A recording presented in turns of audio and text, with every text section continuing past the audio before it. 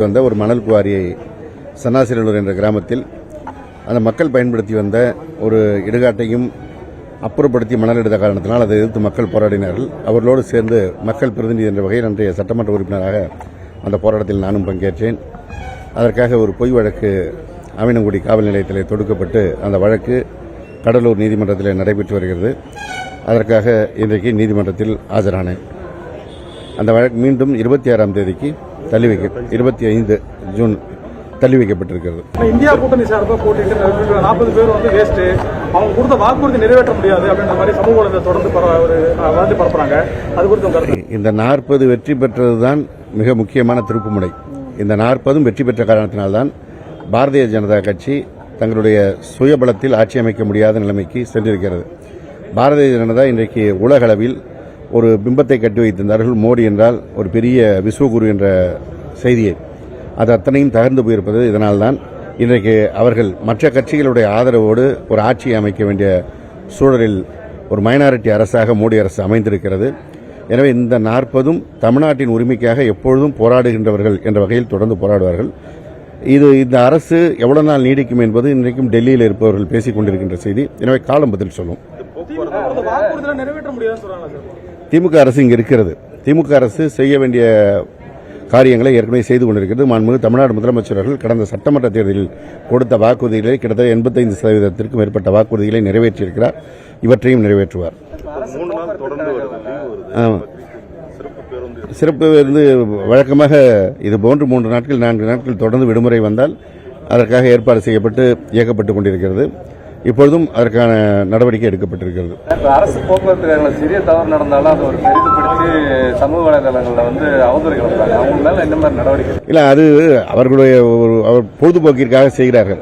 ஒரு வாகனம் பழுதுபட்டு போனால் அந்த வாகனத்தை டெப்போவுக்கு எடுத்து சென்று சரி செய்ய வேண்டியது அவசியம். நேற்றைக்கு மதுரையிலே போகின்ற பொழுது ஒரு தாழ்தள பேருந்து அது சாலையில் இருக்கின்ற ஸ்பீடு பிரேக்கரில் இடித்த காரணத்தினால் அந்த கதவு உடைந்து விடுகிறது. பணிமனைக்கு எடுத்து செல்வதற்கு அந்த பேருந்து போகிறது. அதை எடுத்து மக்கள் பயணிக்கின்ற பேருந்தில் கதவு உடைந்து அப்படியே பயணத்தை செய்கிறார்கள் என்று ஒரு செய்தி பரப்படுகிறது. இதுபோன்ற செய்திகள் தான். இன்னொரு காஞ்சிபுரம் பகுதியிலே ஒரு பேருந்தில் சைலன்சரில் ஓட்டை விழுந்து போய் வந்த காரணத்தினால் அது பேருந்து பணிமனைக்கு செல்கிறது.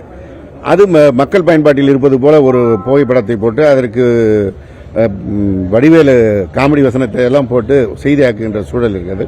அது அவர்கள் பொழுதுபோக்கு. அரசை பொறுத்தவரை மாண்புமிகு தமிழ்நாடு முதலமைச்சர் அவர்கள் உத்தரவிட்டபடி மக்களுக்கான சேவை மிக சிறப்பாக செயல்பட்டு வருகிறது. இந்தியாவிலேயே 20,000 பேருந்துகளை கொண்ட ஒரு பெரிய போக்குவரத்து நிறுவனம் அரசுக்கு சொந்தம் என்றால் அது தமிழ்நாட்டில் இருப்பதுதான்.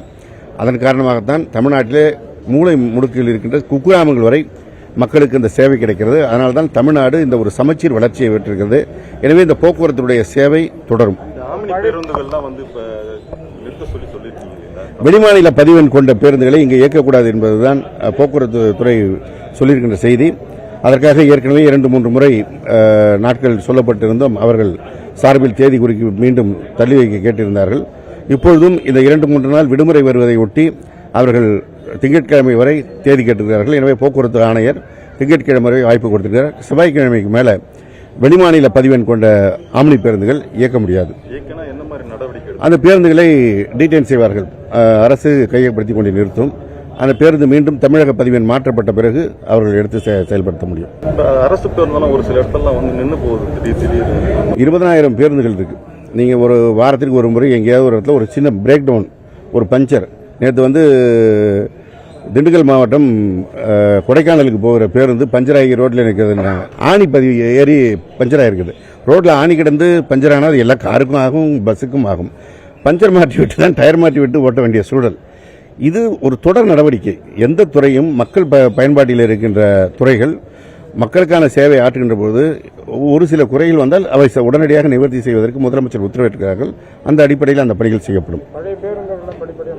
ஆமாம், ஏற்கனவே நான் கடந்த நிதிநிலை அறிக்கையில் 2000 பேருந்துகள் வாங்குவதற்கு முதல்வர் அவர்கள் நிதி ஒதுக்கி டெண்டர் விடப்பட்டு கிட்டத்தட்ட இப்பொழுது 850 பேருந்துகளுக்கு புதிய பேருந்துகள் பயன்பாட்டிற்கு வந்துவிட்டது. மீது பேருந்துகள் மாதம் 200 பேருந்துகள் வீதம் தயாரிப்பு நிறுவனம் கொடுக்க மக்கள் பயன்பாட்டிற்கு வந்து கொண்டிருக்கிறது.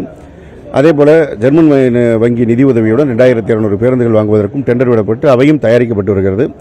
கடந்த வாரத்திலே அதிகாரிகள் ராஜஸ்தான் மாநிலம் ஆழ்வாரியில் இருக்கின்ற அசோக் லைலாண்ட் நிறுவனம் தயாரிக்கின்ற இடத்தில் போய் பார்வையிட்டும் வந்திருக்கிறார்கள். இந்த ஆண்டு 3000 புதிய பேருந்துகள் வாங்குவதற்கு நிதி ஒதுக்கப்பட்டு அதுவும் டெண்டருக்கு வந்திருக்கிறது.